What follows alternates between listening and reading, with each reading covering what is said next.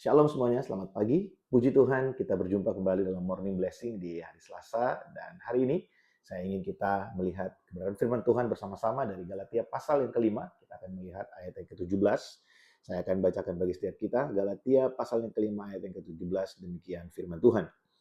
Sebab keinginan daging berlawanan dengan keinginan roh, dan keinginan roh berlawanan dengan keinginan daging, karena keduanya bertentangan, sehingga kamu setiap kali tidak melakukan apa yang kamu kehendaki. Keluargaku dimanapun berada, dalam firman Tuhan hari Minggu kemarin, kalau saudara belum menyaksikan, saudara bisa menyaksikan atau mengikuti kembali firman Tuhan melalui YouTube channel uh, yang sekarang saudara sedang saksikan ini, ya. Minggu kemarin saya berbicara tentang lead by the Spirit atau dipimpin oleh Roh Kudus.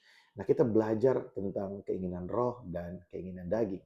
Keinginan daging adalah keinginan dosa, keinginan dari kehidupan lama, keinginan dari tabiat buruk yang kita bawa, yaitu natur dosa yang ada di dalam kehidupan kita. Kita harus menyadari begini, bahwa keinginan daging ini adalah keinginan yang secara default atau secara umum ada dalam kehidupan kita, ya. Setiap orang itu pasti punya keinginan daging. Dan keinginan dagingnya pasti lebih kuat daripada keinginan roh. Maksud saya adalah kecenderungan kita manusia adalah melakukan apa yang jahat. Kalau kita mau jujur dan terbuka, ya, ketika kita mengalami sesuatu yang gak enak gitu, ya, kita dibuat tersinggung, pasti yang pertama kali muncul dalam hati kita itu bukan mengampuni, tapi marah. Setelah melewati proses, baru akhirnya kita, oke, saya mengampuni. Cepat atau lambat kita melewati proses itu tergantung bagaimana kehidupan kita membangun keintiman dengan Tuhan. Tapi keinginan daging itu adalah keinginan yang secara umum default ada di dalam kehidupan kita. Nah, keinginan daging ini, keinginan dosa ini adalah keinginan untuk hidup tanpa aturan, keinginan yang tidak bisa dikendalikan, yang tidak mau dikendalikan, dan berpusat pada diri sendiri. Di dalam Alkitab kita melihat bersama-sama dalam surat Galatia, ya, pasal yang ke-5 ayat yang ke-19 sampai 21, di sana dituliskan seperti ini, ya. Perbuatan daging telah nyata, yaitu percabulan, kecemaran, hawa nafsu, penyembahan berhala, sihir, perseteruan, perselisihan, iri hati, amarah, kepentingan diri sendiri, percederaan, roh pemecah, kedengkian, kemabukan, pesta pora, dan sebagainya. Apa yang kita baca barusan ini adalah segala sesuatu yang berpusat pada diri sendiri. Makanya kita belajar firman Tuhan, orang-orang yang belum mengenal Tuhan, atau kehidupan kita yang dulu sebelum kita kenal Tuhan, sebelum kita sungguh-sungguh dengan Tuhan, yang menjadi tolak ukur kita pasti diri kita sendiri. Yang penting aku happy, yang penting aku seneng, aku gak mau diatur. Kemerdekaan bagiku adalah aku bebas melakukan apa saja, tidak ada yang boleh mengatur aku. Ukuran segala sesuatu adalah kesenanganku, ukuran segala sesuatu adalah kepentinganku. Kita gak pernah peduli dengan orang yang ada di sekeliling kita. Makanya seringkali ada pertanyaan begini, apakah kita sudah benar-benar merdeka? Kemerdekaan seperti apa yang kita rindukan? Atau kemerdekaan seperti apa yang kita pahami yang Tuhan berikan kepada kita?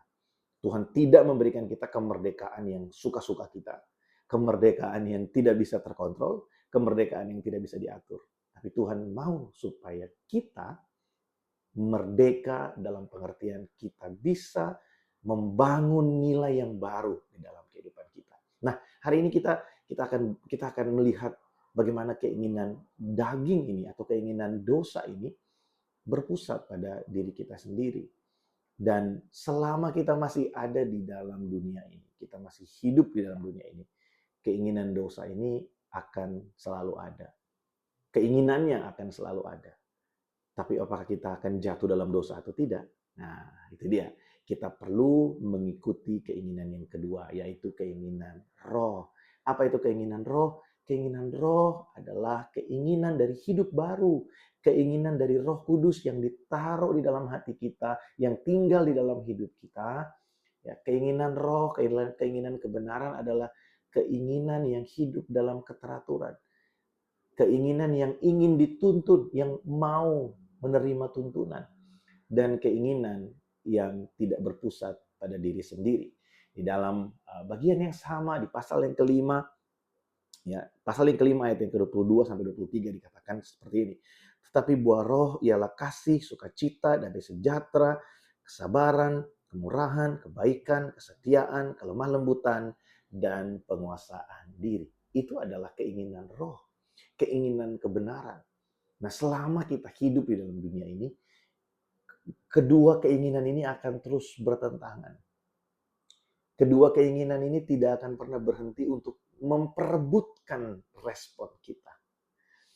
Memperebutkan respon kita. Ketika kita ingin melakukan apa yang baik, apa yang benar, maka keinginan daging akan datang dan menggoda kita supaya kita tidak melakukan yang benar dan melakukan yang jahat.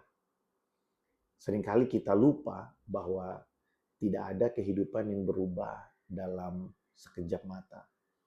Perubahan kehidupan itu terjadi dalam rentang waktu yang sangat panjang, yaitu sepanjang kita hidup. Sepanjang kita hidup, kita mengalami perubahan, kita mengalami pendewasaan, kita mengalami satu peningkatan dari satu step kepada step yang lain. Kita semakin hari semakin kuat, kita semakin hari semakin kudus di hadapan Allah.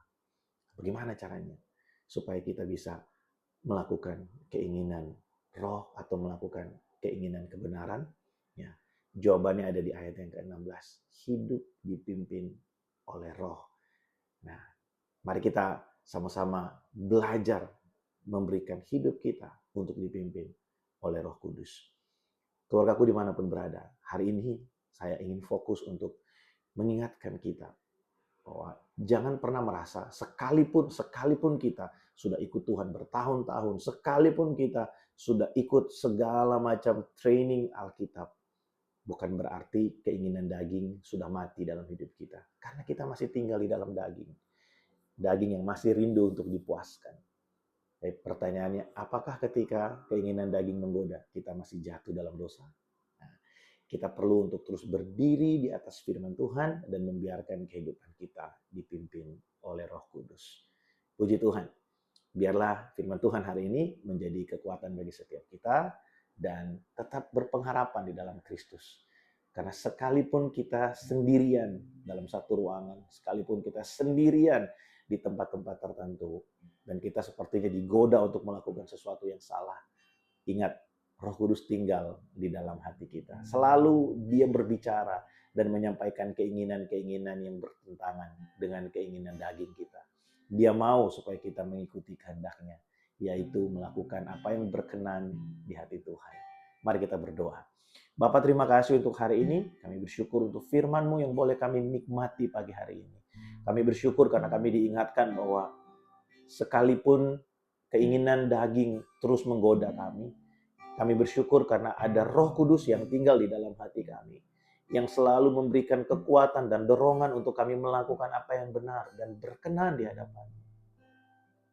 Terima kasih Tuhan. Kami sungguh bersyukur kepadamu. Dan hari ini Tuhan, aku berdoa, biarlah di sepanjang hari ini, kami boleh menikmati Engkau, kami terus diajar, dituntun untuk melakukan apa yang baik, yang berkenan di hadapan-Mu. Dalam nama Tuhan Yesus, aku berdoa. Amin. Puji Tuhan. Selamat beraktivitas di hari ini. Tuhan Yesus memberkati setiap kita. Shalom.